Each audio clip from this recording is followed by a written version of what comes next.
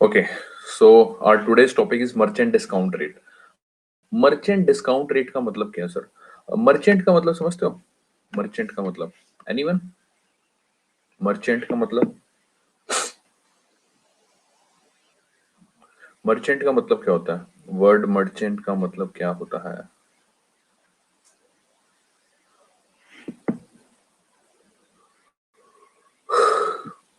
व्यापारी। Very good. ठीक है, व्यापारी कह लो, दुकानदार कह लो। ओके, एक ही बात है। ठीक है, अब मर्चेंट डिस्काउंट रेट क्या होता है आपको पहले हिंदी भाषा में, शुद्ध भाषा में समझाएंगे, लेमन टर्म्स में समझाएंगे। सपोज करो सर, सर और मैम, आप जाते हो बिग बाजार, जाते होगे आप बिग बाजार या रिलायंस हो गया, या फिर आप किसी शॉपिंग मॉल में जाते हो, किसी इलांटे वगैरह जाते हो चंडीगढ़ में, या कोई भी बड़े मॉल में जाते हो, एक्स वाई जी कोई भी मॉल में जाते हो। ठीक है, तो आप लोग जब आप सामान ले लेते हो तो उसके बाद क्या कहते हैं, जो आपका कैश काउंटर होता है वहां पे जाते हो, तो वो आपके पास ऑप्शंस देता है। ठीक है, either you can pay in cash, ठीक है, और बाय एनी डिजिटल मींस। ठीक है, डिजिटल मींस में क्या चीज आती है? एक वो मशीन सी होती है, इस तरह की मशीन होती है आपके पास। अगर कार्ड होता है तो वो कार्ड आप इस मशीन में डालते हो, पता है सभी को? अगर नहीं किया होगा तो पता तो होगा इतना एटलीस्ट। इस तरह की कार्ड मशीन होती है। ठीक है, कार्ड मशीन होती है, इसको, इस कार्ड जिसमें हम कार्ड डालते हैं और फिर वो पैसे कट जाते हैं, हम लोग पिन भरते हैं, 4 अंकों का पिन भरते हैं और फिर पैसे कट जाते हैं उस, हाँ, कार्ड स्वैप करते हैं। ठीक है, उसको, इस मशीन को क्या बोलते हैं हम लोग? इस मशीन को बोलते हैं हम लोग पॉइंट ऑफ सेल मशीन और पीओएस मशीन बोलते हैं। ओके, पीओएस और पॉइंट ऑफ सेल मशीन। ठीक है, पॉइंट ऑफ सेल मशीन बोलते हैं इस मशीन को। ठीक है, जैसे ही आप इसके अंदर कार्ड डालोगे उसके बाद जो वेंडर होगा, जो मर्चेंट होगा, आपसे कहेगा कि इसमें आप अपना 4 अंकों का कोड डाल दो। ठीक है, और जैसे ही आप कोड डालोगे तो इसके बीच में से एक स्लिप जनरेट हो जाएगी। ठीक है, व्हाइट कलर की स्लिप जनरेट हो जाती है। ओके, तो वो स्लिप क्या कहते हैं, दुकानदार है जो अपने पास रख लेगा। ठीक है, एक अपने पास रख लेगा, एक आपको दे देगा। ठीक है, तो होता क्या है सर, ये जो स्लिप जनरेट होती है, ठीक है, इसके ऊपर क्या कहते हैं, सपोज करो कि आपने मान लो 2,000 रुपए की शॉपिंग करी, सपोज करो। ठीक है, 2,000 कम हो जाएगा, लड़कियों के केस में थोड़ा सा बढ़ा देते हैं। सपोज 20,000 रुपए की शॉपिंग करी, देवी जी गई मार्केट में। ठीक है, ज़ारा से कपड़े वपड़े पसंद आई क्योंकि सेल लगी हुई थी। ठीक है, सेल लगी का मतलब, इसका मतलब ये नहीं होता कि आप 20,000 के कपड़े ले लो, वो मूर्खता है, लेकिन लड़कियां फिर भी करती हैं। तो 20,000 रुपए की उन्होंने शॉपिंग कर ली, तो जो साथ वाले भाई साहब हैं उनका तो हार्ट अटैक वैसे ही हो गया। उन्होंने बेचारों ने पानी का गिलास, पानी की बोतल तक नहीं खरीदी 20 रुपए की, क्योंकि वहां 20,000, देवी जी के 20,000 ही नहीं हजम हो पा रहे थे। तो जैसे ही वो 20,000 रुपए की स्लिप निकलेगी, अब होता क्या है, ये पूरे के पूरे जो 20,000 रुपए हैं, ये उस दुकानदार के पास नहीं जाएंगे, ध्यान रखेंगे, इसमें से कुछ परसेंटेज डिवाइड होगी। ठीक है, तो ये परसेंटेज, उस परसेंटेज को क्या बोलते हैं सर? उस परसेंटेज को बोलते हैं परसेंटेज ऑफ ट्रांजैक्शन अमाउंट। कुछ परसेंटेज वो डिवाइड होगी, किस किस के बीच में होगी? परसेंटेज ऑफ ट्रांजैक्शन अमाउंट बोलेंगे, परसेंटेज ऑफ ट्रांजैक्शन अमाउंट। ठीक है, वो किसके बीच में डिवाइड होगी? वो डिवाइड होगी सर आपके वेंडर के बीच में, मतलब जो दुकानदार है। ठीक है, वेंडर के बीच में। दूसरा है सर आपका बैंक के बीच में, जिसका कार्ड है आपके पास। सपोज करो आपके पास कार्ड है, HDFC का कार्ड है या SBI का कार्ड है। ठीक है, या मास्टर कार्ड है, वीजा कार्ड है। ठीक है, उस पर्टिकुलर बैंक के में डिवाइड होगी ये percentage of transaction amount, vendor के बीच में, दुकानदार के बीच में, बैंक के बीच में। और तीसरा है आपका कार्ड नेटवर्क। ठीक है, बैंक तो आपको समझ आ गया ना, जिस बैंक का कार्ड होगा, HDFC है या SBI है या ICICI है, लिखा होता है कार्ड के ऊपर। ठीक है, और तीसरा है सर कार्ड नेटवर्क। कि कार्ड नेटवर्क किसका है, कि वो रुपे कार्ड है या मास्टर कार्ड है या वीजा कार्ड है। ओके, उसको बोलते हैं तीसरा कार्ड नेटवर्क। तो ये जो परसेंटेज ऑफ ट्रांजैक्शन अमाउंट है, इसको बोलते हैं sir MDR, that is merchant discount rate. दोबारा से समझेंगे शुद्ध भाषा में, मर्चेंट डिस्काउंट रेट क्या होता है सर? आप दुकान पे गए, आप शॉपिंग मॉल में गए, शॉपिंग मॉल में आपने 20,000 रुपए की खरीदारी करी, जैसे आपने कार्ड डाला वहां से स्लिप निकली, स्लिप निकली 20,000 रुपए की। अब ये पूरे के पूरे 20,000 उस दुकानदार को मिल जाएंगे? नहीं सर, वो पूरे के पूरे 20,000 नहीं मिलेंगे। उसमें से ये, उस अमाउंट को बोलते हैं, उसमें से कुछ अमाउंट जो है, कुछ ट्रांजेक्शन अमाउंट है, उसकी परसेंटेज 3 लोगों के बीच में डिवाइड हो जाएगी। पहली वेंडर, दुकानदार है, दूसरा बैंक, जिस बैंक का कार्ड आपने दिया होगा, HDFC, ICICI, जिसका भी। तीसरा है सर कार्ड नेटवर्क।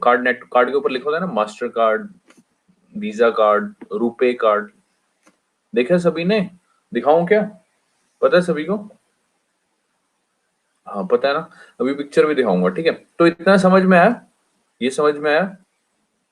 सिंपल है। मर्चेंट डिस्काउंट रेट क्या हो गया, इसमें कुछ डाउट हो तो अभी हम इंग्लिश वर्जन करेंगे हम लोग। ये अभी आपको लेमन टर्म्स में समझाया है, आसान भाषा में, ठीक है? अभी हम इंग्लिश वर्जन करते हैं। इंग्लिश वर्जन क्या कहता है? Merchant discount rate is a cost paid by a merchant to a bank for accepting the payment from their customers via digital means. Simple भाषा, a cost paid by a merchant, मैं दुकानदार हूं suppose, मैंने वो कुछ पे किया, किसको? बैंक को पे किया, ठीक है? For accepting the payment from there customer via digital means, ठीक है? Expressed in percentage of transaction amount, जो कि मैंने आपको बताया, it is applicable for online transactions and QR based transaction. Online transactions पे एप्लीकेबल होता है, और क्यूआर बेस्ड ट्रांजेक्शन, क्यूआर समझते हो? वो क्यूआर कोड होता है, आप जाते होंगे कई बार, वो पेटीएम का भी होता है यार क्यूआर कोड, हर चीज का होता है आजकल तो क्यूआर कोड, ऐसे ब्लैक ब्लैक सा इस तरह से बने होते हैं कुछ, है ना? उसको स्कैन करते हैं तो एकदम से उस बंदे का हाँ आ जाता है, बिल्कुल बिल्कुल, ठीक है? तो ये एप्लीकेबल कहाँ होता है? एमडीआर पूछ लेगा आपसे, प्रीलिम्स का क्वेश्चन बन सकता है। ऑनलाइन ट्रांजेक्शन में एप्लीकेबल होता है, और क्यूआर बेस्ड ट्रांजेक्शन में एप्लीकेबल होता है, ठीक है? Amount that merchant pays for every transaction gets distributed, वो डिस्ट्रीब्यूट हो जाता है किन किन लोगों के बीच में? मैंने आपको बताया था 3 स्टेक होल्डर्स के बीच में डिस्ट्रीब्यूट होगा। पहला है सर बैंक, जो इनेबल करवाएगा ट्रांजेक्शन। बैंक कोई भी हो सकता है, आपका सपोज करो, लेट्स से हम लोगों ने यहाँ एग्जांपल लिया, ये तो हो गया आपकी पीओएस मशीन, ठीक है? Point of sale machine. अब तो पता चल गया होगा, ये point of sale machine photo में भी दिया हुआ, ठीक है? उसके बाद बैंक, ये हो गया आपका आईसीआईसी बैंक, सपोज हमने एग्जांपल लिया आईसीआईसी बैंक का, ओके? ये है तीसरा vendor, who provides POS, that is point of sale machine. इसको क्या बोलते हैं? Point of sale machine. ये वाली मशीन को बोलते हैं पॉइंट ऑफ सेल मशीन। ये देख रहे हो सर, इस तरह से आप लोग जाते होंगे मॉल वगैरह में, इस तरह से होती है ट्रांजेक्शन। ये पड़ी है इसके पास मशीन, ये भाई के पास, ठीक है? ये पड़ी, ओके? और ये रहा आपका कार्ड नेटवर्क प्रोवाइडर, जैसे कि यहाँ देख सकते हो आप, RuPay card, visa card, master card, और ये है बैंक, जो स्पॉन्सर बैंक होता है, HDFC है जैसे फॉर एग्जांपल, ठीक है? यहाँ पे दे रखा है ये master card, visa card, RuPay card, okay? ये है, इनको क्या बोलते हैं? Card network provider. तो जैसे कि मैंने आपको बताया कि amount that merchant pays for every transaction gets distributed among 3 stakeholders. The first one is the bank that enables the transaction, vendor that installs the POS machine, that is point of sale machine, and the third thing is card network provider, जैसे कि visa, master card, RuPay card. Clear है sir? Simple है sir, MDR, merchant discount rate. इसमें कोई doubt हो? अभी आगे चले हम लोग, इसमें कोई डाउट हो देवियों सज्जनों? सो तो नहीं गए? इतना बोरिंग भी नहीं है यार टॉपिक, क्लियर है ना? ओके, सिंपल है बोथ आई थिंक, है ना? चलो ठीक है, ये समझ आ गया आपको, एमडीआर समझ आ गया। मर्चेंट डिस्काउंट रेट क्या होता है? वो जो ट्रांजैक्शन अमाउंट जिसकी कुछ परसेंटेज डिवाइड होती है, वो डिसाइड कौन करेगा? ये वेंडर डिसाइड करेगा, और ये आपका बैंक वगैरह, ये तीनों मिलकर डिसाइड करेंगे, कार्ड नेटवर्क होल्डर, ठीक है? मिलकर डिसाइड होता है, ये उनकी आपस की होती है, ठीक है? इसमें कुछ वो नहीं होता किसी का हस्तक्षेप, ठीक है? मर्चेंट डिस्काउंट रेट में आगे बढ़ेंगे सर। अब नेक्स्ट जो चीज आती है सर, वो आती है इसमें, why MDR is in news. News में क्यों है एमडीआर? न्यूज में इसलिए है कि फ्रॉम 1 2020, 1 जनवरी 2020 से वो वाले बिजनेसेस जिनका एनुअल टर्नओवर 50 करोड़ से ज्यादा है, it is compulsory for them have to offer the low cost digital payment option. Low cost, ध्यान देंगे यहाँ पे इस वर्ड पे, low cost digital payment option, यानी सस्ते डिजिटल पेमेंट ऑप्शन दो भैया ग्राहकों को, जिनका 50 करोड़ से ज्यादा का टर्नओवर है साल साल का। और किनको दो? To customers, and merchant discount rate will not be, customers को दो, और merchant discount rate will not be levied on either customers और मर्चेंट्स। वो कहता है कि मर्चेंट डिस्काउंट रेट नहीं लिया जाएगा किनसे, ना ही कस्टमर से लिया जाएगा, ना ही मर्चेंट से लिया जाएगा। ठीक है, तो लो कॉस्ट डिजिटल पेमेंट ऑप्शन कौन से, जैसे कि भीम यूपीआई सुना होगा आपने, यूपीआई क्यूआर कोड, आधार पे सुना होगा आपने, डेबिट कार्ड्स, नेफ्ट पता होगा आप लोग, बैंक्स वगैरह में किसी को फटाफट पैसे जमा कराने हो तो नेफ्ट के थ्रू होते हैं। RTGS, real time growth settlement हम लोग करवाते हैं, फटाफट करवानी हो आरटीजीएस 4 बजे से पहले होती है, याद रखना। नेफ्ट 5 बजे तक भी हो जाती है। हाँ बिल्कुल, नेशनल इलेक्ट्रॉनिक फंड ट्रांसफर। ठीक है, इसका एम क्या है, why MDR is in news, इसका एम क्या, मतलब सॉरी, ये किया क्यों, मतलब ऐसे low cost digital payment option क्यों प्रोवाइड करें, इससे क्या होगा, to boost payments via home grown real time payment, जैसे कि UPI at merchant location along with RuPay debit card, ताकि ये जो हमारी ये लोकल बनी हुई है ना ये एप्लीकेशंस, भीम UPI, UPI QR code, Aadhaar pay, okay, ये हमारे इंडिया की बनी हुई है, तो इनको ज्यादा तवज्जो दिया जाए as compare to other thing. ठीक है, और दूसरी लास्ट एम क्या है, to promote the less cash economy, digital economy, you can say cashless economy भी बोल सकते हो। ठीक है, तो याद रहेगा ये कि एमडीआर न्यूज में इसलिए है क्योंकि 1 जनवरी 2020 को उन बिजनेसेस को कहा गया जिनका 50 करोड़ से ज्यादा का टर्नओवर है, that they have to real time growth settlement RTGS, they have to offer low cost digital payment option to customers and MDR will not be levied on either customers or merchant। ठीक है, low cost payment digital payment option जैसे कि भीम UPI, UPI QR code, Aadhaar pay, RTGS, NEFT etcetera. Okay, RTGS is for higher amount, नहीं ऐसा कुछ higher amount के लिए कराई जाती है आरटीजीएस, कोई 100-200 रुपए के लिए नहीं कराता। नेफ्ट भी आपको हायर अमाउंट के लिए ही होती है, इसमें कोई वो नहीं है, स्पेसिफिक अमाउंट नहीं है, 100-200 रुपए के लिए कभी आरटीजीएस नहीं कराई जा सकती।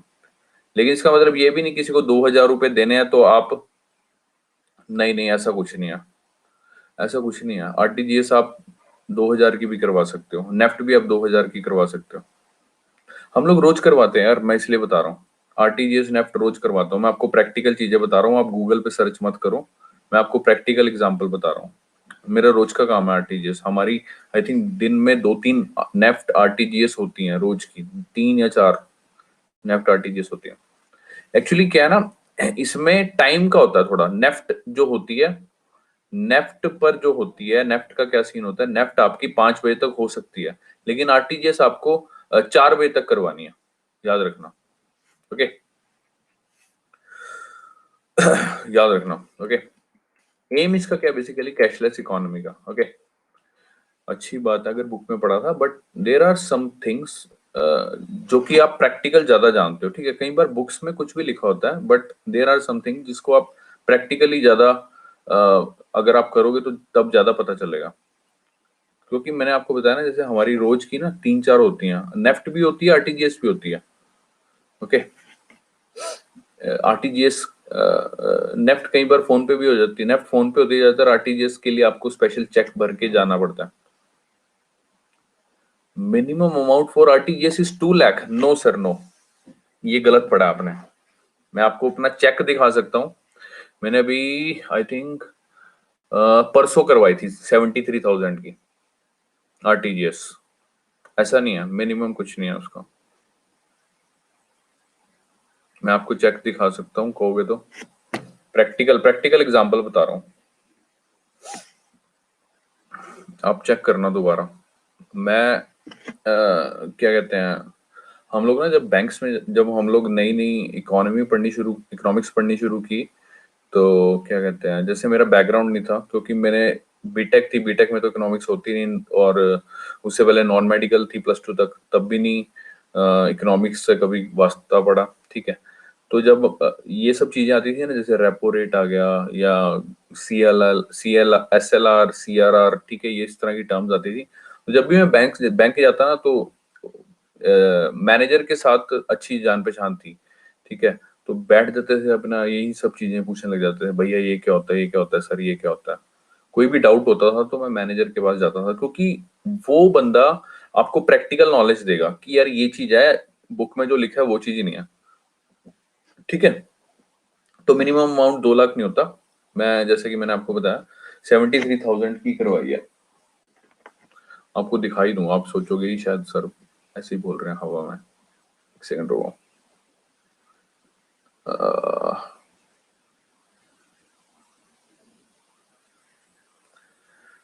हाँ, ये ना हमारा, ये दिख रहा है, दिख रहा है, विजिबल है? Is it visible? ये देखो, इसमें नजर आ रहा है 76,000 आरटीजीएस डन 2 अप्रैल को, 5 अप्रैल को 54,308 आरटीजीएस डन, ये लिखा रहा है ना? अब सही है। So this is the thing I want to say कि कई बार क्या होता है ना कि कई बार हम लोग बुक की नॉलेज के साथ इतना ज्यादा हम लोग अपने आप को ना वो कर लेते हैं कि यार मुझे नहीं पता। There might be a possibility कि बुक में गलत लिखा होता है, लेकिन मैं तभी कहता हूँ कि आप को ना थोड़ा सा प्रैक्टिकल नॉलेज भी रखो। आप बिल्कुल किताबी कीड़े मत बनो, थोड़ी सी प्रैक्टिकल नॉलेज रखो। किसी चीज में तुम्हारे को डाउट लगता है ना कि हाँ यार कुछ भी एक्स वाई जी, ठीक है। अब देखो हिस्ट्री है, हिस्ट्री में तो कोई कहीं तुम पूछ नहीं सकते, ठीक है। इकोनॉमिक्स और ज्योग्राफी थोड़े प्रैक्टिकल सब्जेक्ट हैं, स्पेशली इकोनॉमिक्स, ठीक है। तो इकोनॉमिक्स में आप चेक कर सकते हो, अब हिस्ट्री को छेड़ने की जरूरत नहीं है, पॉलिटी को भी छेड़ने की जरूरत नहीं है, ठीक है। इकोनॉमिक्स थोड़ा सा प्रैक्टिकल सब्जेक्ट है, तो आई थिंक आपको, अगर आपको क्यूरोसिटी है, for the sake of curiosity, you can go to the bank, you can ask them an number of question. एक दो बार जाओ ना, जान पहचान बन जाती है, ठीक है, ऐसा कुछ नहीं है। हेलो, क्या बात देवी जी, आप लेट होगी? आई थिंक शिवम, अभी समझ में आया। चले हम लोग आगे। एसबीआई में नहीं जाना? एसबीआई में नहीं जाना? अच्छा, जिसमें भी जाना है, जोन से मर्जी बैंक में। ओके। मैंने यार 10,000 की आरटीजीएस भी करवाई है हमारा, क्योंकि होता है इस तरह का ना। 5,000 की भी करवाई है। सरकारी बैंक में तो चले ना जाना। एक तो गंदी गंदी सी औरतें बैठी होती हैं वहां पे, चेहरे पे झुर्रियां, बुढ़ियां सी बैठी हुई हैं, और 5-5 घंटे लगाती हैं भाई साहब, लाइन में खड़े रहेंगे, और चेहरे की झुर्रियां मतलब नाभि तक आई हुई हैं वो साड़ी में। मतलब इस तरह की गंदे वाली बुढ़ियां, ठीक है। तो उनको वो ऐसी कल्पी होती है घर से, पता नहीं क्या, बहू उनको खाना नहीं देती है, जो भी एक्स वाई जी जो भी रीजन रहता होगा। तो अगर जाओगे तो आप उधर चले जाना, प्राइवेट बैंक में। हाँ, ठीक है, सरकारी बैंक्स में जाना। Anyways, come to the topic. So the next thing is interoperability. Interoperability का मतलब क्या होता है? इंटरऑपरेबिलिटी का मतलब क्या होता है सर? आपको पहले लेमन टर्म्स में समझाऊंगा। सपोज करो सर, आपके पास है, सपोज करो एसबीआई का कार्ड। सपोज करो एसबीआई का एटीएम कार्ड है आपके पास, ओके। एटीएम कार्ड है, डेबिट कार्ड है आपके पास एसबीआई का। अच्छा, डेबिट क्रेडिट कार्ड तो पता ही होगा सभी को। डेबिट कार्ड क्या होता है, क्रेडिट कार्ड होता है। कोई बच्चा है ऐसा जिसको नहीं पता? तो शर्माने की जरूरत नहीं है। कोई है बच्चा जिसको नहीं पता?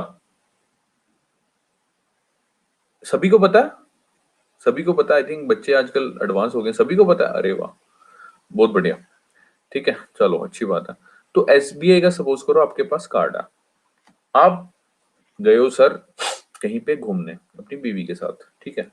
अब हुआ क्या सर, आधी रात का टाइम है, 12 बज गए हैं, और देवी जी को चुल मची है।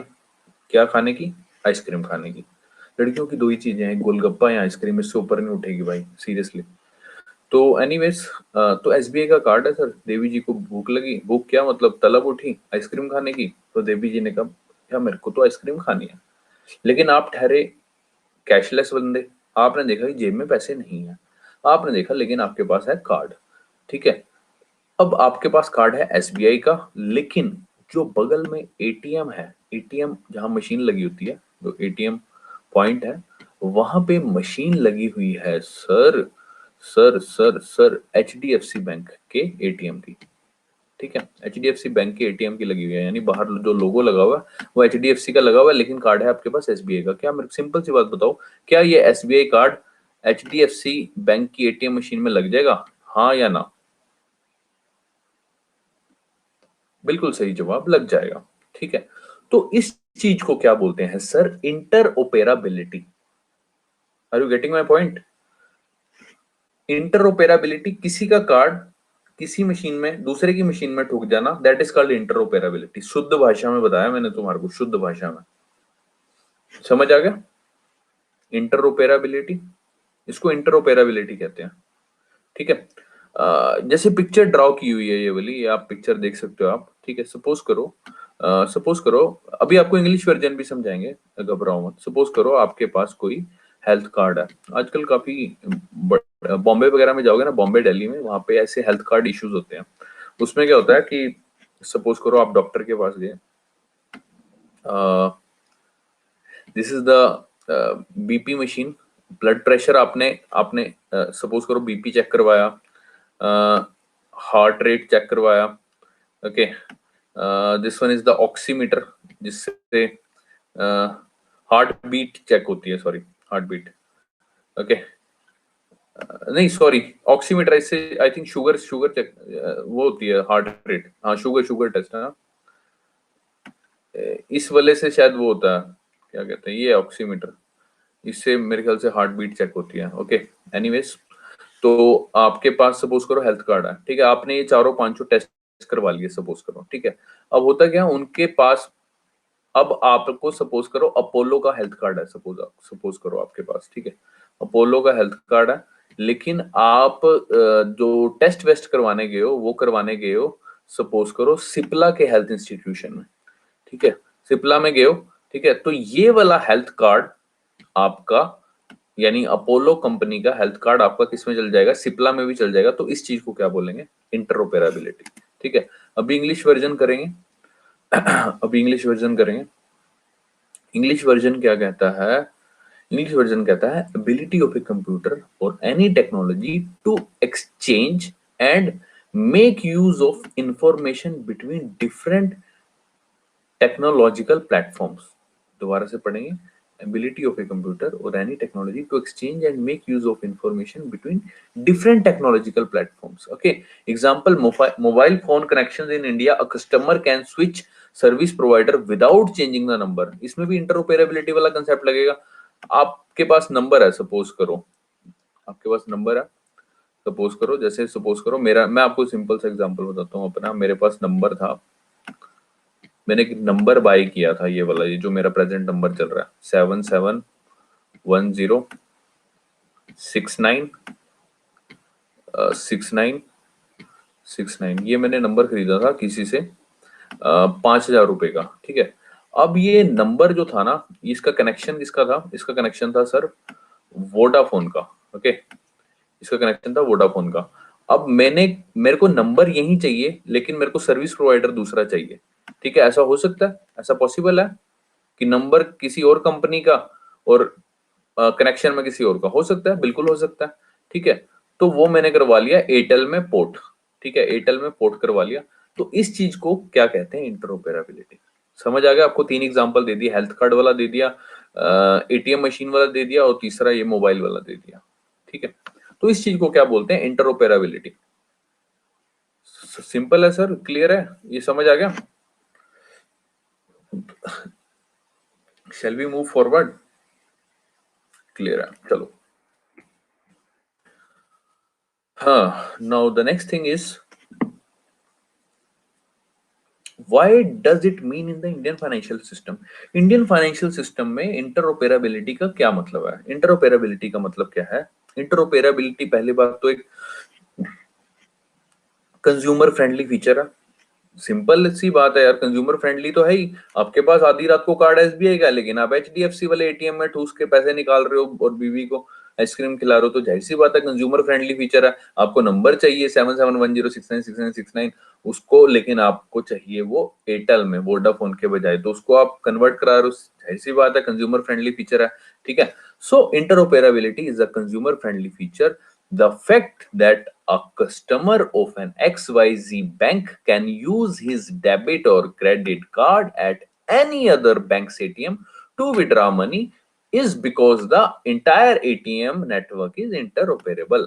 जाहिर सी बात है, क्योंकि जो पूरा का पूरा हमारा एटीएम नेटवर्क है वो क्या है, इंटरऑपरेबल है। समझ आ गई बच्चा लोग?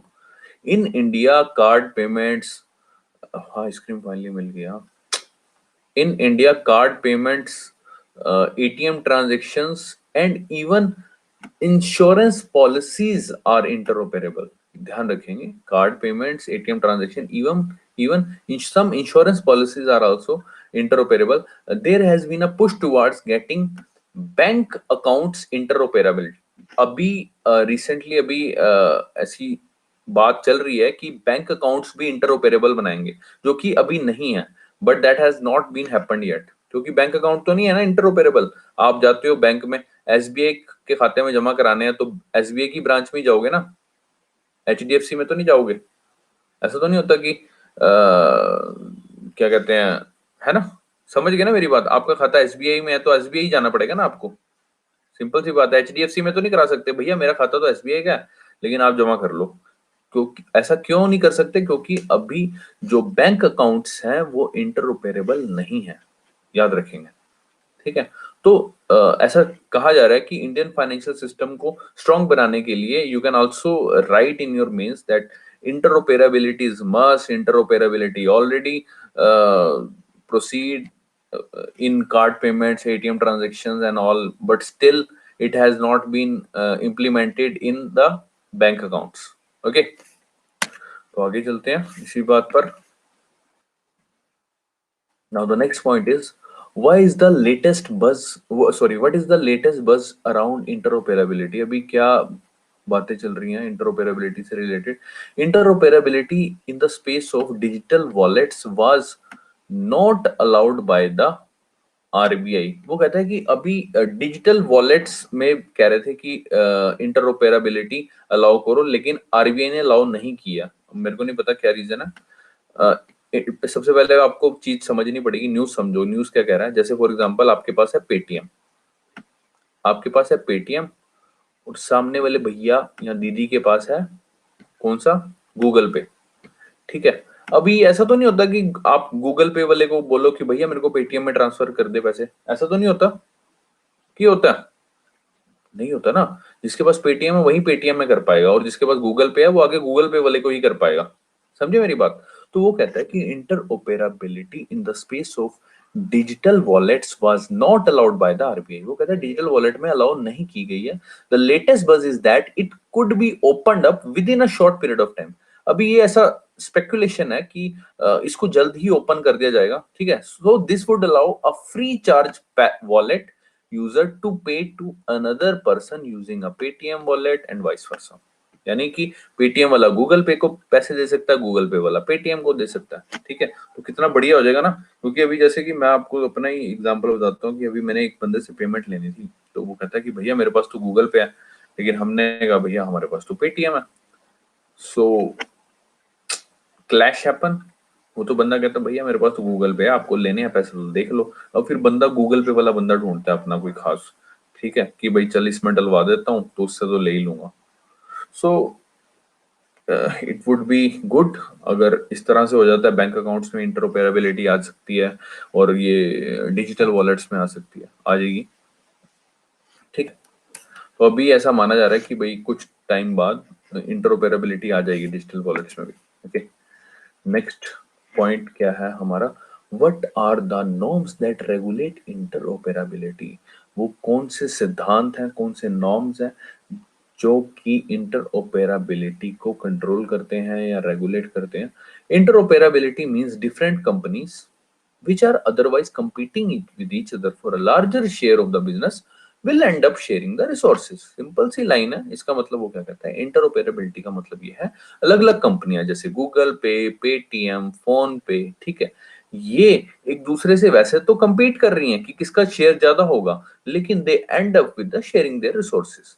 वो एंड अप किसमें होगी, मतलब लास्ट में एट द एंड उनको एक दूसरे के साथ रिसोर्सेज शेयर ही करने पड़ेंगे अगर इंटरऑपरेबिलिटी सक्सेसफुल हुई तो, ठीक है। That means there will be a charge put on such interoperable transaction as a cost of using the other company network. अगर पेटीएम वाले बंदा गूगल पे वाले बंदे को पैसे ट्रांसफर करेगा तो उसको वो चार्ज लगेगा, सिंपल सी बात है। Currently, similar charges are paid for using one bank's ATM card at another bank's ATM beyond a certain number of free transactions in a month। For example जैसे कि आपके पास, जैसे मैंने वो आइसक्रीम वाला एग्जाम्पल बताया, देवी जी को रात को तलब उठी आइसक्रीम खाने की और आप ले गए, आपके पास कार्ड था एसबीआई का लेकिन बगल में एटीएम था एचडीएफसी का, ठीक है, तो आपके दिमाग में तो ये बात फीड होगी कि भैया एसबीआई का कार्ड एचडीएफसी में चला जाएगा। आपने एक दिन किया, दूसरे दिन किया, तीसरे दिन किया, चौथे दिन किया, तो कह रहे बहुत बढ़िया। तो पांचवें दिन भी आपने यही सोचा कि ऐसा होगा। तो पांचवें दिन जो एटीएम भैया थे एचडीएफसी वाले, उन्होंने कहा कि भैया हो तो जाएगा लेकिन अब की बार पैसे कटेंगे, ठीक है, बहुत आइसक्रीम खिला लिया आपने फ्री में। तो आपको पता होगा कि 3 ट्रांजेक्शन या 4 ट्रांजेक्शन फ्री होती हैं, ठीक है। तो पांचवी बारी में वो एटीएम वाला मशीन ऐसे थप्पड़ निकाल के आपके लिप्स पे मारेंगी, जो जिससे आप गंदी सी स्माइल दे रहे होंगे कि भैया तो फ्री में काम हो जा रहा है, ठीक है। तो कहेंगे बेटा हर बार ऐसे नहीं होता, कभी जेब में कैश भी लेके घूम लिया करो, 20 रुपए की कुल्फी नहीं है इसमें, आपने 30 रुपए की ट्रांजेक्शन अमाउंट दे दिया, तो आप नंगा नहाएगा क्या, निचोड़ेगा क्या, ठीक है। So, similar charges are paid for using one bank's ATM card at another bank ATM beyond a certain number of free transactions in a month. So, for similar transactions between wallets, the RBI will need to develop the rules around interchange fees. समझे sir? Clear है?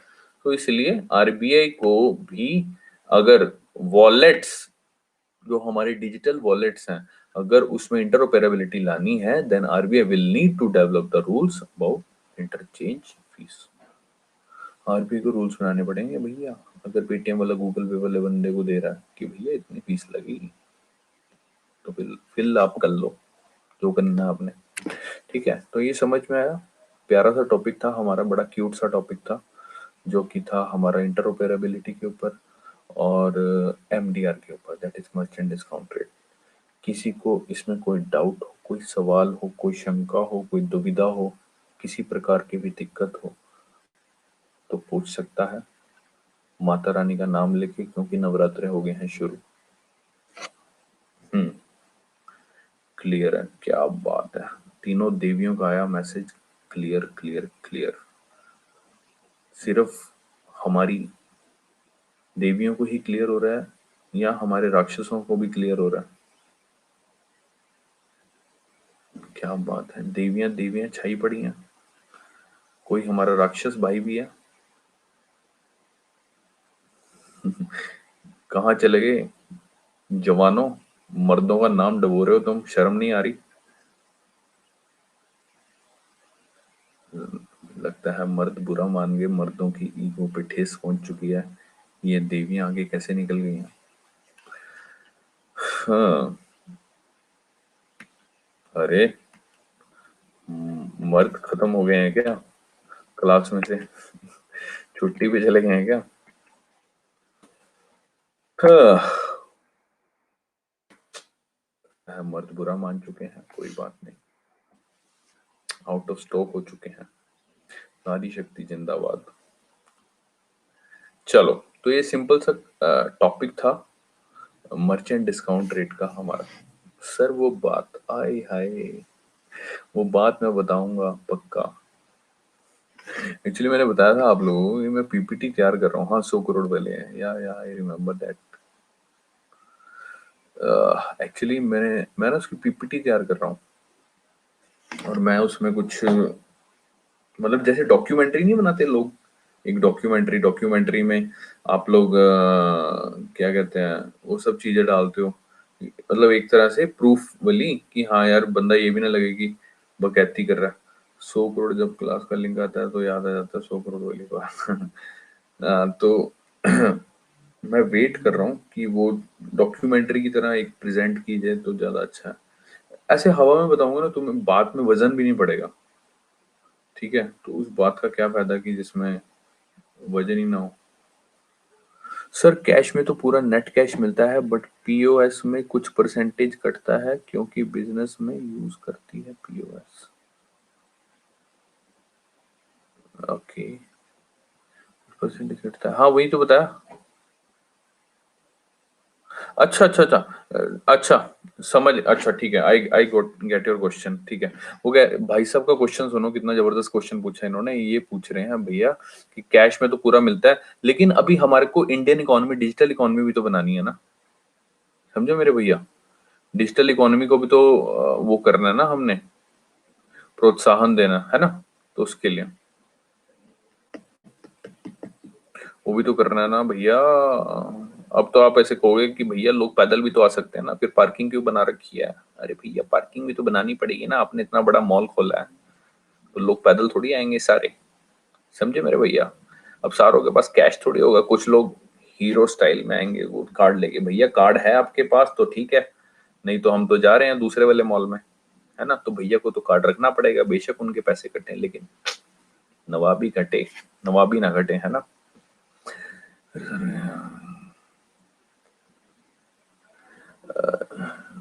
Shades लगा कर tax चोरी कम करने के लिए effective होगी।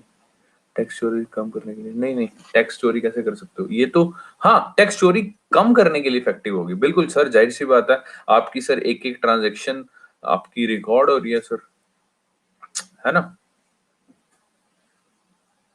तो आई थिंक किसी का कोई डाउट नहीं होगा इस छोटे से हमारे प्यारे से क्यूट से वीडियो में। तो हम लोग नेक्स्ट टॉपिक की तरफ बढ़ते हैं, अगर आपकी इजाजत हो तो। पीडीएफ, अरे पीडीएफ दे देंगे, काहे काहे टेंशन लेते हो? पीडीएफ पता नहीं क्यों मांगते हैं, क्लास में दिमाग नहीं लगाया क्या? क्लास में दिमाग लगाया हो तो पीडीएफ की जरूरत ही नहीं है लिखने के लिए। चलो, तो आगे चलते हैं हम सर एटीएम की तरफ। एटीएम जिसको आ, हम 1:15 बजे हिस्ट्री की क्लास है। अरे भैया अभी तो 12 ही बजे हैं, आपको अभी से हिस्ट्री की टेंशन हो रही है? हिस्ट्री, हिस्ट्री का मतलब क्या होता है? हिस्ट्री का मतलब, हिस्ट्री इज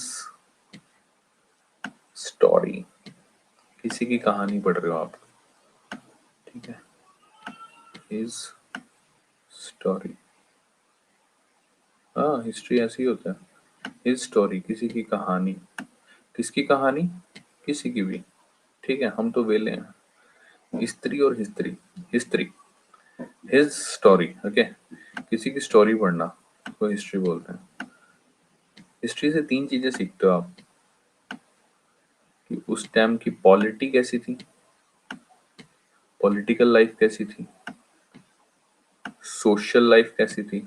ये इस तरह से कर लोगे ना, तो it would be very easy for you to remember each and every fact of history. और तीसरी आती है सर इकोनॉमिक्स कैसी थी वहां की, ठीक है? कोई भी चैप्टर पढ़ो हिस्ट्री का, चाहे एंशियंट इंडिया में पढ़ो, चाहे मॉडर्न में पढ़ो, चाहे मिडिवल में पढ़ो, ठीक है? लेट्स से आप चैप्टर पढ़ रहे हो अशोका किंगडम के बारे में, ठीक है? अशोका के टाइम पे पॉलिटी कैसी थी, वहां पे पॉइंट्स लिखो, क्या क्या नीतियां अपनाई थी, ठीक है?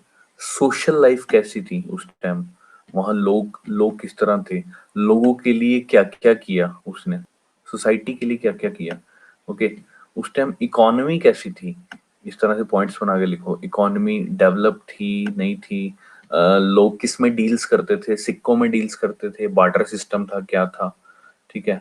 क्या कहेंगे उसको, जो हमारे जो जनता थी वो क्या कहते हैं, सेल्फ सस्टेन्ड थी या किसी पे निर्भर थी, ठीक है? ट्रेड और कॉमर्स के बारे में लिख सकते हो, इकोनॉमी में इंपोर्ट एक्सपोर्ट के बारे में लिख सकते हो।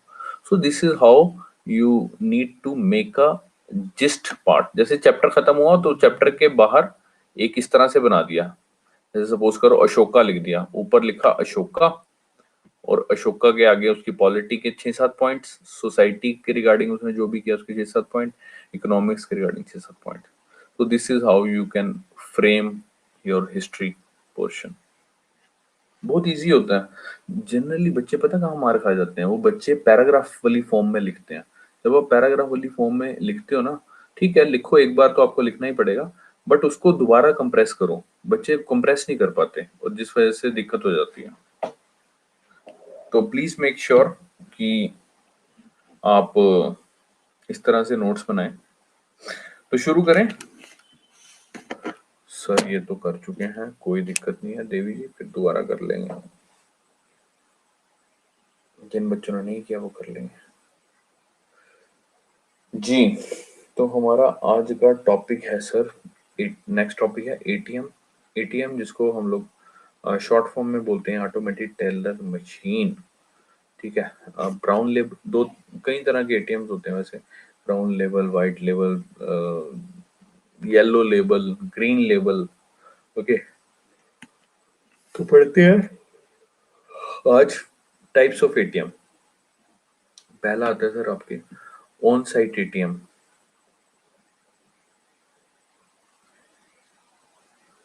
अभी काफी काफी सिलेबस पेंडिंग है, किसका किसका सर, बताएंगे आप मेरे को किसका पेंडिंग है?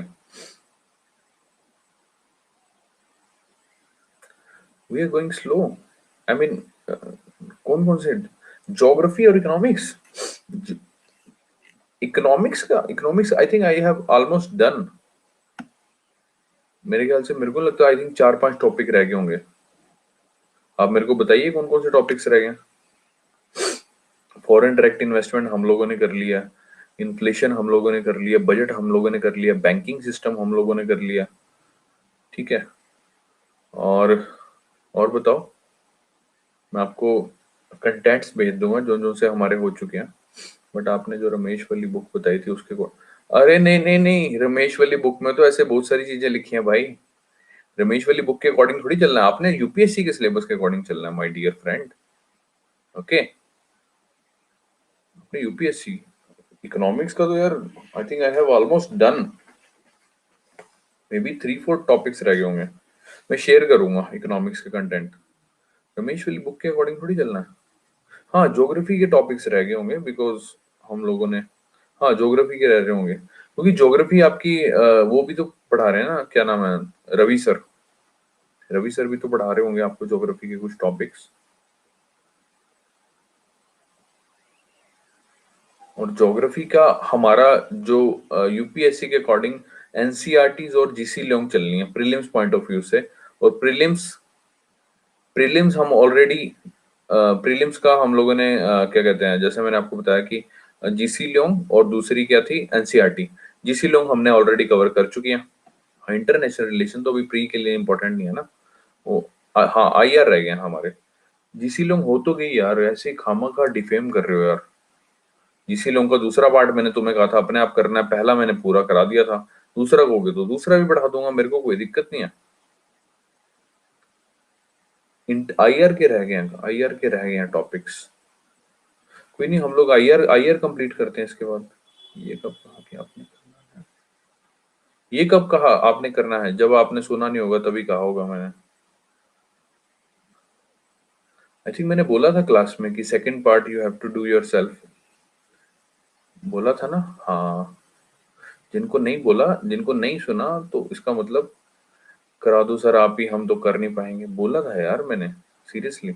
आपने शायद मे भी उस दिन क्लास मिस की हो, मैंने बोला था, आई रिपीट दिस थिंग। वो बात अलग है, करा तो दूंगा मैं बट स्टिल, करा दो सर फिर भी, ओके। That's very bad. मैंने शायद ये भी बताया था आपको, पार्ट 2 में हमारा कुछ खास है नहीं, सारे क्लाइमेट से रिलेटेड हैं। बल्कि मैंने एक चैप्टर मैंने अलग से वो करवाया था, क्या कहते हैं, जिसमें मैंने आपको बताया भी था टेम्परेचर वगैरह के बारे में, कि कहाँ का कैसा टेम्परेचर होता है, ग्रासलैंड्स के बारे में बताया था। नहीं वो तो ठीक है, मैं तो पढ़ा दूंगा मैम। पता क्या चक्कर है, मैंने आपको क्लास में जब आई थिंक हमारा इन्वायरमेंट या पता नहीं कोई टॉपिक शुरू हुआ था जिसमें आप लोगों को ग्रासलैंड्स वगैरह भी करवाई थी शायद, टेम्परेचर कहाँ का कैसा होता है वो भी बताया था शायद। वो किसमें कराया था यार? हाँ, सवाना एंड ऑल, हाँ हाँ हाँ हाँ, ये सब करवाया था ना। तो हाँ, बायोडाइवर्सिटी बायोडाइवर्सिटी टॉपिक कराया था ना, तो उसी से ही रिलेटेड है। और मैंने ये भी बोला था क्लास में कि दूसरा पार्ट से रिलेटेड है ये काफी कुछ, तो दूसरे पार्ट में खाली आपके क्लाइमेट से रिलेटेड है, वेदर और क्लाइमेट से रिलेटेड है दूसरा पार्ट। अगर आप ये सोचोगे कि एक एक चीज की स्पून फीडिंग होगी तो बहुत, मैं तो स्टिल समझता हूँ कि यार I have done so much amount of syllabus. I don't know बाकी सब्जेक्ट्स में आप लोगों का क्या चल रहा है क्या नहीं चल रहा, बट जीसी लॉन्ग का मेरा पार्ट 1 खत्म हो गया। अच्छा मेरे को बता भी देना, खत्म हो गया, कहीं पता चले मैं तुम्हारे को बोल रहा हूँ और तुम्हें पता ही ना हो। जीसी लोन का पार्ट 1 खत्म हो चुका है, पार्ट 2 मैंने तुम्हें बोला था, चलो एनीवेज तुमने नहीं किया वो बात अलग है, ठीक है। बट मेरा तो ये मानना, और जीसी लोन का मतलब इनडायरेक्टली मैं पार्ट 2 भी खत्म करवा चुका हूँ, चलो फिर भी हम करवा देंगे। और इकोनॉमिक्स के ना आज मैं आपको टॉपिक्स सेंड कर दूंगा ग्रुप में, जो कि मैं करवा चुका हूँ, ठीक है। आईआर की भी आई थिंक 2 क्लासेस लगी हैं, 2-3 क्लासेस लगी हैं हमारी आईआर की। आईआर पे हमने इसलिए ज्यादा तवज्जो नहीं दिया क्योंकि अभी हम लोग प्री पे ज्यादा फोकस कर रहे हैं। आई थिंक एग्री हो सभी। इकोनॉमिक्स के टॉपिक्स मैं आपको भेज दूंगा, जो से जो बहुत फेमस टॉपिक्स हैं, जैसे कि इन्फ्लेशन होगी, बजट हो गया, बैंकिंग सिस्टम हो गया, ओके, एटीएम्स वगैरह, ये सब चीजें जितने भी हैं, है ना। तो जिससे आपको पता चल जाएगा कि भैया हमारे ये टॉपिक हो चुके हैं। और अगर आपको लगता है कि कोई बड़ा रेलेवेंट टॉपिक है इकोनॉमिक्स का, ध्यान से सुनना मेरी बात, कोई भी हमारा इकोनॉमिक्स का रेलेवेंट टॉपिक है जो आपको लगता है कि हमारा नहीं हुआ, मेरे को मेरे पर्सनल नंबर पे, ग्रुप में नहीं, पर्सनल नंबर पे व्हाट्सएप करना है टॉपिक्स के नाम, ठीक है। क्लियर है सर? ठीक है, पर्सनल नंबर पे मेरे को व्हाट्सएप करना है, लेकिन मेरे को व्हाट्सएप तभी करना पहले जब मेरा ग्रुप में आएगा मैसेज कि ये टॉपिक्स हमारे खत्म हो चुके हैं। पहले मैं भेजूंगा, फिर आप चेक करना कि उसमें से कौन से नहीं हुए हैं, ठीक है, समझे मेरी बात। तो आज प्रोबेबली, हाँ शाम को भेजता हूँ मैं, शाम को।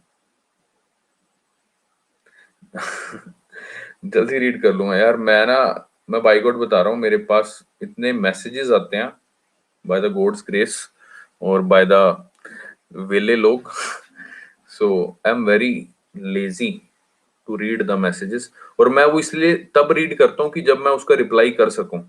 मेरा ये थोड़ा सा रहता है कि अब मैं आपका रीड कर लूं और मैं कहूँ कि अरे यार शाम को अब रिप्लाई करूंगा, तो वो मेरे को शाम तक भूल जाएगा कि इसका रिप्लाई करना है, इसलिए वो मैं अनसीन करके रखता हूँ कि आराम से जब स्टूडेंट्स के आते हैं तो मैं जनरली रात को पढ़ता हूँ जब टाइम हो, कि हाँ यार अभी मेरे को इसका रिप्लाई करना है। Anyways come to the topic यार प्लीज।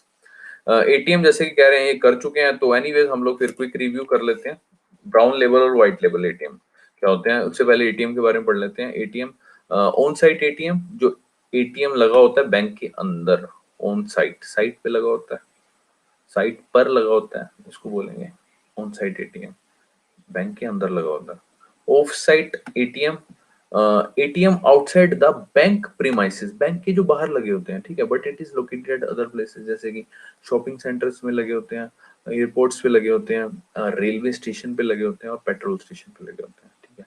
व्हाइट लेबल एटीएम कौन से होते हैं, that is provided by NBFC, that is non banking financial companies, और इसको एनबीएफसी की जगह कई बार ये भी दे सकता है NBE, that is non-banking, that is non-banking entities, okay।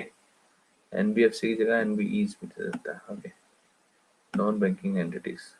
Green level ATM नाम से क्लियर है, for agriculture transaction. Orange level ATM for the share transaction. Yellow level ATM for the e commerce, ठीक है, ई कॉमर्स वेबसाइट्स होती हैं, Amazon, Flipkart, okay. Pink level ATM, देवियों का पहला पहला प्यार, गुलाबी रंग, वुमेन बैंकिंग, ठीक है। Anyways brown level ATM, brown level ATM क्या होता है इसके बारे में विस्तार पूर्वक पढ़ेंगे, just for the sake of your general understanding. It is mention that जिसमें हार्डवेयर और लीज फैसिलिटी, यानी कि जो जगह होती है वो कौन प्रोवाइड करवाएगा, वो आपका सर्विस प्रोवाइडर प्रोवाइड करवाएगा।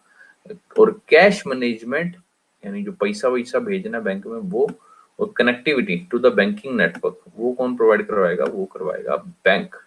दोबारा से देखेंगे, ब्राउन लेवल एटीएम कौन से होते हैं, जिसका हार्डवेयर और लीज फैसिलिटी प्रोवाइड करवाएगा सर्विस प्रोवाइडर, और कैश मैनेजमेंट और connectivity to the banking network provide कराएगा बैंक आपका। इसके बाद आता है बैंक ऑन एटीएम। बैंक का अपना एटीएम कौन सा होता है, एटीएम जिसकी फुल फॉर्म पहले भी बता चुका हूँ, automatic teller machine, electronic telecommunication device.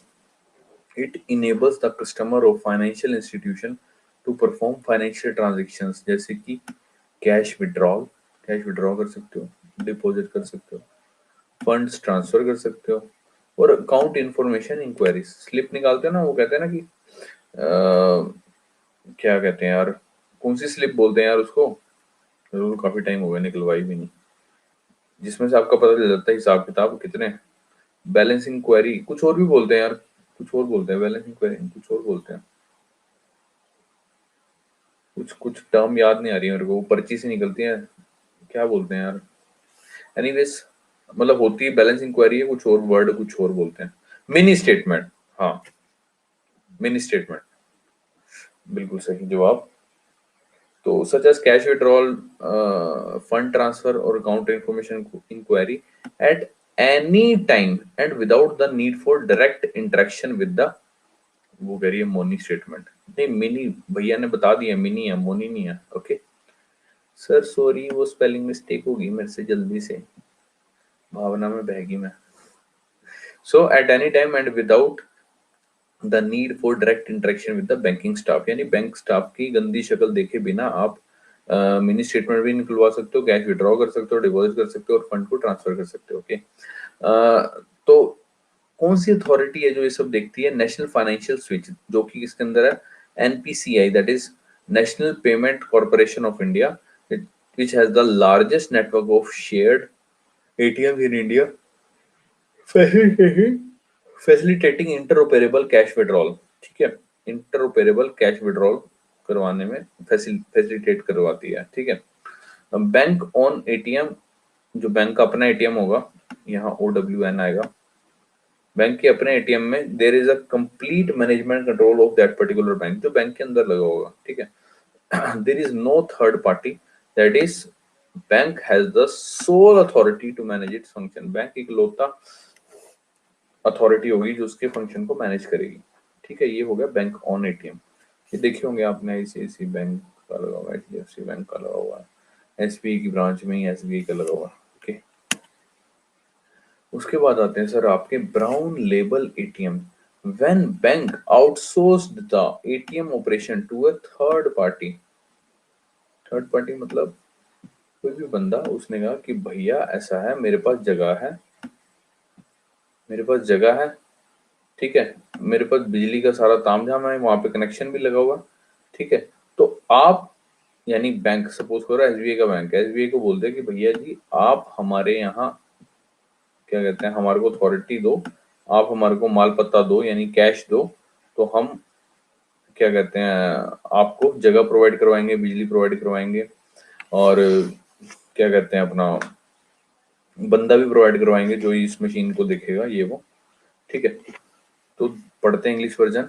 Hardware and lease of the ATM machine is owned by the service provider. जैसे मैंने आपको बताया, हार्डवेयर यानी वो जो दुकान का सारा सिस्टम है जहाँ एटीएम लगा हुआ है, and lease of the ATM machine, जो लीज पे एटीएम मशीन उसे private company ons and operate ATM machine, जो प्राइवेट कंपनी होगी वो एटीएम मशीन खरीदेगी, page of office rent, office rent पे करेगी वहीं जो जगह का होगा, नेगोशिएट विद द लैंडलॉर्ड, जिसकी भी जगह होगी उससे अपना नेगोशिएट करेगा, electricity company and so on, तो बिजली का सारा कुछ देखेगा। ठीक है, the bank which has outsource this work provide cash for that bank, जैसे मैंने आपको बताया माल पत्ता ही भेजेगा, यानी माया वाया भेजेगा, पैसे वैसे भेजेगा जो कि वो इस मशीन के अंदर रखेगा। ठीक है, ATM has the logo of that particular bank, suppose करो एसबीआई ने स्पॉन्सर किया तो एसबीआई एटीएम का लोगो लगा होगा, एचडीएफसी ने किया तो एचडीएफसी का लोगो लगा होगा, याद रखना ब्राउन लेवल में लोगो लगा होगा उस पर्टिकुलर बैंक का। ठीक है, no compulsion to open ATM in particular area, कोई कंपल्शन नहीं है कि आपको एटीएम खोलना पड़ेगा पर्टिकुलर एरिया में। ठीक है, इन brown label ATM, ATM hardware owned by the service provider, but cash management and network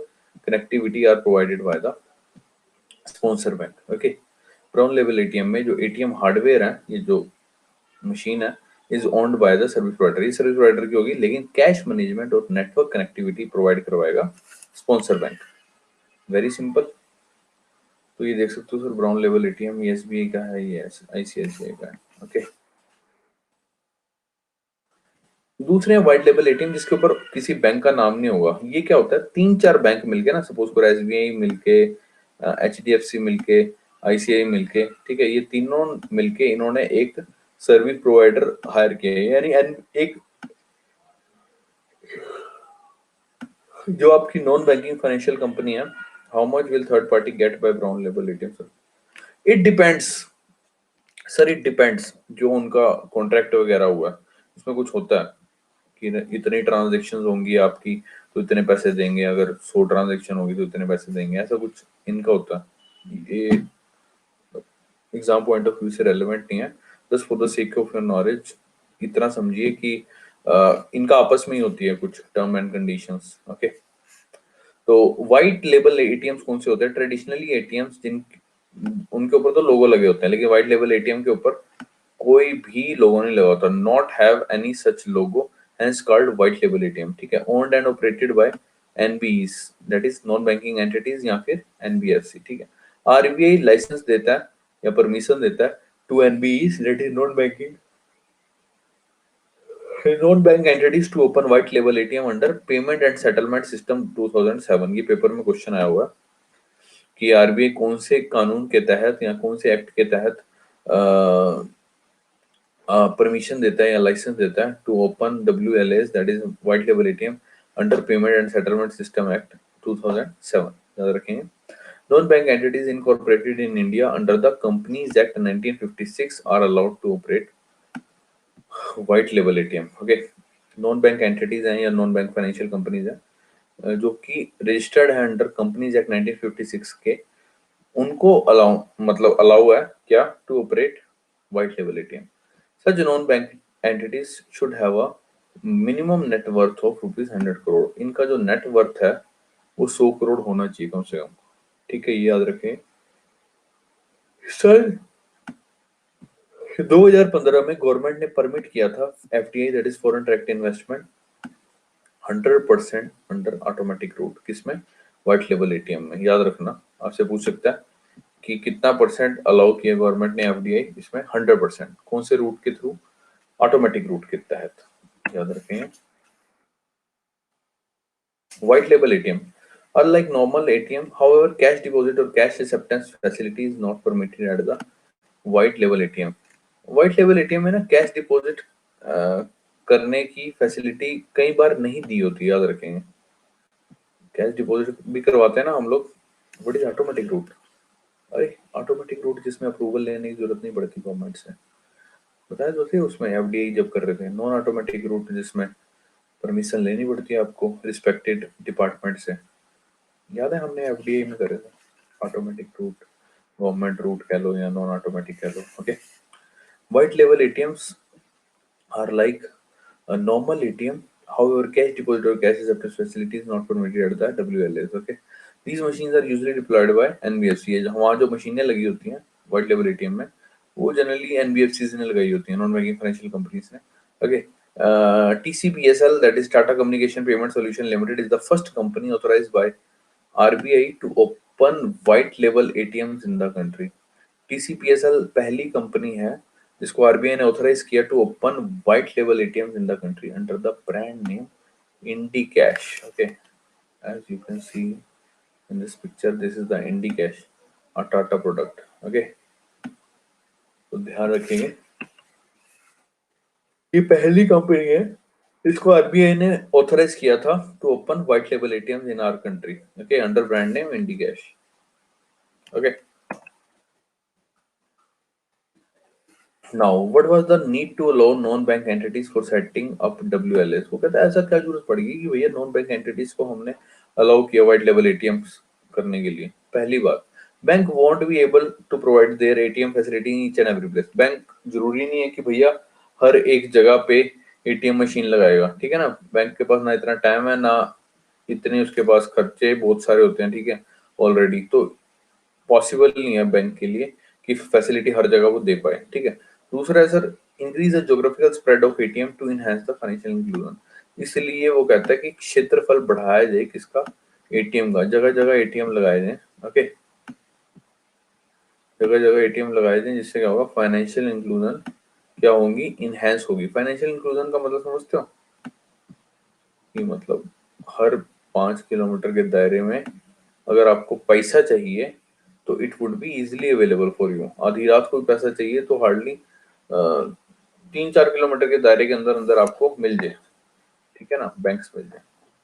recently in order to enhance the viability of the WLAs, अभी इनकी एफिशिएंसी को बढ़ाने के लिए RBI has allowed the WLA operators, that is white label operators, to buy the wholesale cash from the RBI and currency chest.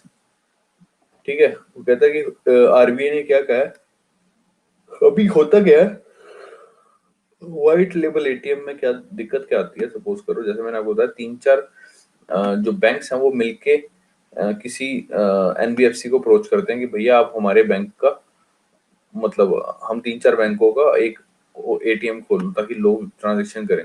जैसे मैंने आपको बताया एसबीआई हो गया, सपोज करो दूसरा हो गया एचडीएफसी और तीसरा होगा आईसीआईसीआई। सपोज करो 3 बैंक है, अब तीनों बैंक ने एक सपोज करो इंडी कैश को अप्रोच किया, इंडी कैश ने पैसा रखा हुआ है इनका, ठीक है। अब हुआ क्या sir, there might be a possibility कि बैंक में कैश खत्म हो, कई बार देखा होगा आपने, बैंक कह रहा हूँ एटीएम में, आप एटीएम मशीन पे जाते हो तो कई बार देखा होगा कि लिखा होता है ना आउट ऑफ कैश, कई बार लिखा होता है नो कैश, इस तरह से पर्चा लगा रखा होता है, पता है सभी को, देखा होगा अगर आपने, है ना। तो वो कहता है कि इस चीज को बढ़ाने के लिए, उसकी एफिशिएंसी को बढ़ाने के लिए, उसकी वायबिलिटी को बढ़ाने के लिए आरबीआई ने अलाउ किया है जो व्हाइट लेबल एटीएम ऑपरेटर है कि आप होलसेल कैश बाय कर सकते हो आरबीआई से। और करेंसी चेस्ट क्या होती है, branches of selected bank, specially जो करेंसी चेस्ट होती है ये जनरली पब्लिक सेक्टर बैंक्स की होती है, याद रखेंगे, पब्लिक सेक्टर बैंक्स की होती है, याद रखेंगे। Currency chests are the branches of selected banks authorized by RBI to stock rupee notes and coins. Okay, दोबारा ध्यान से समझेंगे, करेंसी चेस्ट क्या है, branches of selected banks authorized by RBI to stock rupee notes and coins, जहां पे note और सिक्के इकट्ठे होते हैं, ठीक है, उसको करेंसी चेस्ट बोलेंगे। This will provide the functionality to the white label ATM as they are cashed out, क्योंकि वो कैश्ड आउट है, ठीक है, यानी उनमें कैश कम है। Because the banks used to give preference to the ATM deployed by them, क्योंकि बैंक उनको ज्यादा प्रेफरेंस देगा जो कि उसने खुद डिप्लॉय किए हुए हैं एटीएम, जो बैंक के खुद के एटीएम है। Okay, until now cash management at the white label ATM was the responsibility of the sponsor bank. So by allowing white label ATM operator the source cash directly from to source cash directly from the RBI will encourage more white label ATM to be opened across the country, thereby leading to deepening of financial inclusion. इससे हमारा financial inclusion और ज्यादा deep होगा। दोबारा से समझेंगे, currency chest क्या है सर, जितने भी पब्लिक सेक्टर बैंक है ना, approx 90% currency chest public sector banks की होती है, ठीक है। इन्होंने अलग से अपने करेंसी चेस्ट खोले हुए हैं, ठीक है। अब आरबीआई ने क्या है कि भैया जो भी व्हाइट लेबल ऑपरेटर्स हैं, आपको अगर कैश की कमी महसूस होती है तो आप करेंसी चेस्ट में से या फिर होलसेल कैश बाय कर सकते हो आरबीआई से, ठीक है। सो इससे क्या होगा, this will provide the functionality to the white label ATM as they are cashed out because the banks used to give preference to the ATM deployed by them. So until now, cash management at the white label ATM was the responsibility of the sponsor bank. So by allowing white label ATM operator to source cash directly from the RBI, it will encourage the more white label ATM to be opened across the country and thereby leading to the deepening of financial inclusion. Okay. उसके बाद एक छोटा सा quick सा difference brown level versus white level ATM के बीच में। Brown level ATM and ATM outsource the ATM operation to a third party. इसमें क्या, when ATMs are owned or operated by NBEs but they are not doing outsourcing contract from a particular bank, ठीक है, particular bank से contract नहीं होगा। White level ATM में मैंने जैसे आपको बताया कि 3-4 बैंक मिलके अप्रोच करेंगे उसको, ठीक है, ध्यान रखें। Private companies owns and operates ATM machine page of office rent. Brown level ATM के केस में इसमें भी सेम रहेगा, जो ऑफिस रेंट का खर्चा है, जो भी एटीएम मशीन को ऑपरेट करने का खर्चा, मशीन का खर्चा, वो सारा सर्विस प्रोवाइडर या प्राइवेट कंपनी या नॉन बैंकिंग फाइनेंशियल कंपनी खुद से देखेगी, ठीक है। तीसरा पॉइंट है the bank which has outsourced this work provide cash for that ATM. जो बैंक ने स्पॉन्सर किया होगा वो प्रोवाइड करवाएगी कैश। इसमें भी sponsor bank will provide the cash, ठीक है। ATM has logo of that bank, जैसे मैंने बताया ब्राउन लेवल में लोगो लगा होता है, व्हाइट लेवल में लेकिन कोई लोगो नहीं लगा होता, not even of the sponsor bank, ठीक है। इंडी कैश का एग्जांपल दिया था आपको। व्हाइट लेवल एटीएम में they have to compulsory open a few ATMs in tier 3 to tier 6 areas. Tier 3 area जहां पे जो आपकी क्या कहेंगे उसको पॉपुलेशन है वो होगी सर 10,000 से 50,000 के बीच में, ठीक है, ध्यान रखें। टायर 1 में सबसे ज्यादा होती है 10,000 से 50,000 के बीच में, टायर 3 में, ओके, और टायर 6 में आपकी पॉपुलेशन होगी सर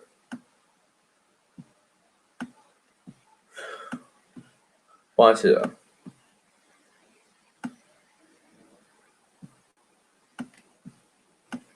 ध्यान रखें। Okay. RBI not involved directly. These outsourcing companies have contractual obligation with their respective bank. इसमें RBI इन्वॉल्व नहीं होती ब्राउन लेवल एटीएम में, लेकिन व्हाइट लेवल एटीएम में RBI involve directly because they have white level companies have to separately get license or permission from RBI to run the business, क्योंकि पहले वो licence वगैरह permission वगैरह ले लेती है RBI से, ठीक है। So that's end up for the today's class. Any doubt in this lecture? Any doubt in this lecture?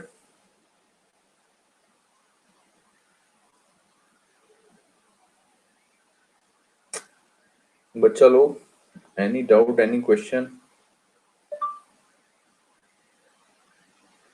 जल्दी पूछिए, उसके बाद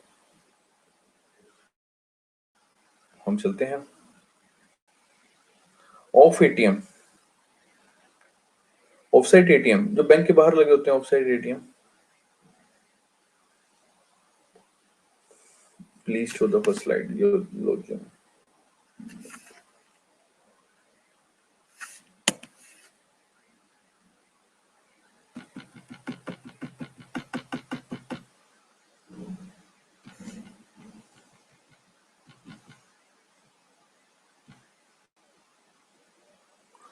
लो जी।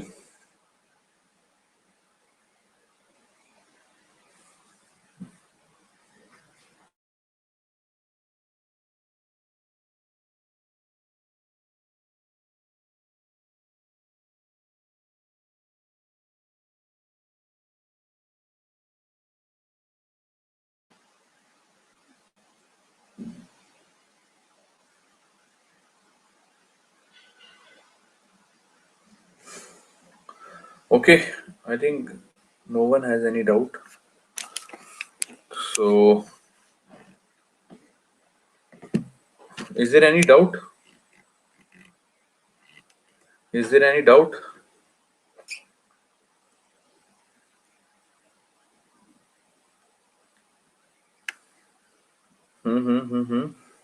No, sir.